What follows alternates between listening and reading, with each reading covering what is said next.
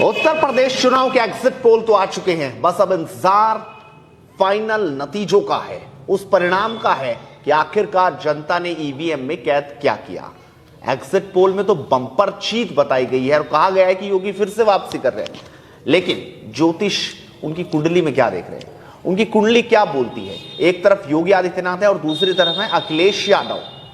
अगर इन दोनों की कुंडली पर गौर की जाए तो 10 तारीख को कौन विजेता बनकर निकल रहा है, सिर्फ एग्जिट पोल पर हम नहीं रह सकते। 10 तारीख का इंतजार तो हर किसी को है, लेकिन उससे पहले कुंडली क्या कहती है। पंडित राजीव कुमार शर्मा जी हमारे साथ हैं, जो एस्ट्रोलॉजर हैं और बड़ी ही ज्ञानता से एक एक चीज आपको बताएंगे। उन्होंने दोनों कुंडली यहां पर बना ली है, ये आप देख सकते हैं। पर्सन कुंडली यहां पर बन चुकी है। एक तरफ जन्म कुंडली एक तरफ तो योगी आदित्यनाथ की है, दूसरी तरफ अखिलेश यादव की है। आप हाथ में उठाइए और आप बताइए किस तरीके से है, क्या आप देख रहे हैं इसमें। श्री गणेशाय नमः। देखो, हमें दोनों की जन्म कुंडलियां मोबाइल पर उपलब्ध हुई हैं। उनमें माननीय आदित्यनाथ योगी जी की जन्म कुंडली का जन्म 5/6/1972 को 12 बजे दोपहर के लगभग हुआ है और उसमें केतु की महादशा में शनि का अंतर 17 मार्च 2023 तक चलेगा। केतु द्वादश भाव में चंद्रमा की राशि में बैठ करके आध्यात्मिक व विजय भी दिलाता है। शनि षष्ठेश व सप्तमेश होकर दसम भाव में मित्र क्षेत्रीय है तथा दसम में ही सूर्य और बुध की युति बुध आदित्य योग बना रही है, जो काफी प्रसिद्धि दिलाता है। इनकी कुंडली में दसम भाव में शनि सूर्य और बुध की युति बहुत ही प्रबल राजयोग कारक है। ये योगी आदित्यनाथ की आप बताएं। और अखिलेश यादव में, अखिलेश यादव ऐसे रख के आप बताएं तो ज्यादा अच्छे से समझ पाएंगे। जी जी, अब बताइए। अखिलेश यादव जी की कुंडली 1 जुलाई 1973 12 बजे दोपहर के लगभग इटावा का जन्म है। उनमें भी वर्तमान समय में केतु की महादशा चली, उसमें शनि का अंतर है और शनि का ही प्रत्यंतर है। जब भी केतु की दशा में शनि का अंतर या प्रत्यंतर दशा आएगा तो शनि का अंतर उतना अच्छा नहीं माना जाता। जिस ग्रह की भी दशा महादशा हो और उसका ही अंतर या प्रत्यंतर हो, वो शुभ नहीं होता। दूसरी बात है कि इनकी दसम भाव में केतु और चतुर्थ भाव में राहु है। केतु इनका शुभ नहीं है और राहु भी इतना अच्छा परिणाम नहीं देता। मतलब केतु और राहु जिस हाँ। हिसाब से होने चाहिए थे अच्छे लगन के लिए, वो यहां पर नहीं दिख रहा, नहीं दिखते।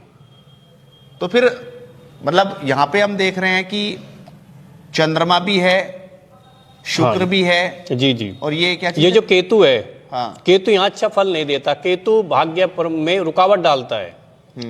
दूसरी बात है कि जो वर्तमान समय में दशा चली हुई है, जो केतु में शनि का ही चल अंतर और प्रत्यंतर भी शनि का है, वो शुभ नहीं होता। और यहाँ पे किस तरीके से देखते हैं ये, यहाँ पर देखते हैं कि इनकी जो राहु और केतु, हाँ, राहु और केतु योगी आदित्यनाथ जी के विशेष राजयोग कारक हैं, क्योंकि द्वादश भाव में केतु को विजय दिलाने वाला कहा गया है।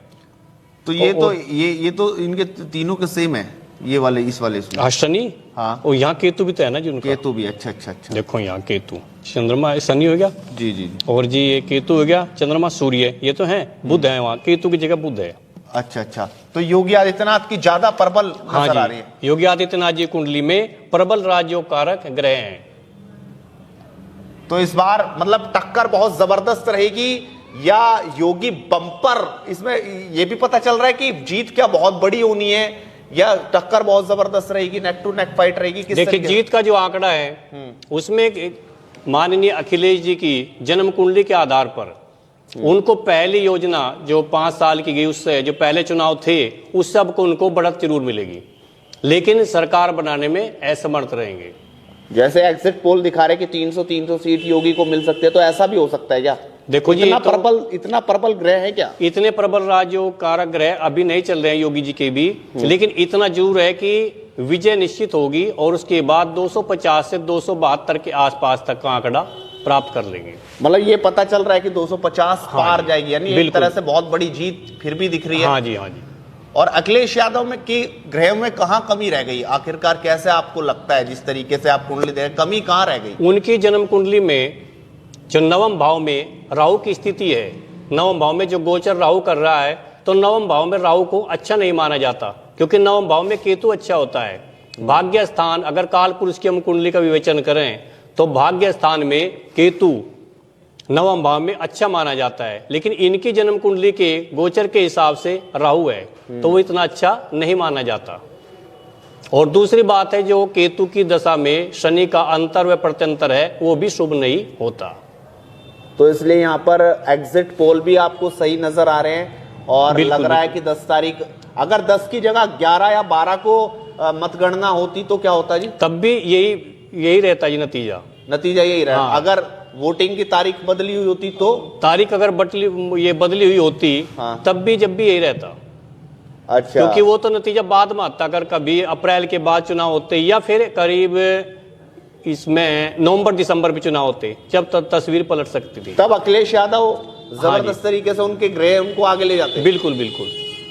तो आप देख सकते हैं कि साफ तौर पर बोल रहे हैं कि ग्रह अच्छे हैं, लिहाजा जीत बड़ी और बम्पर होने की उम्मीद नजर आ रही है। जैसा कि हमने एग्जिट पोल में भी देखा, अब देखना होगा कि आखिरकार 10 तारीख को क्या होगा।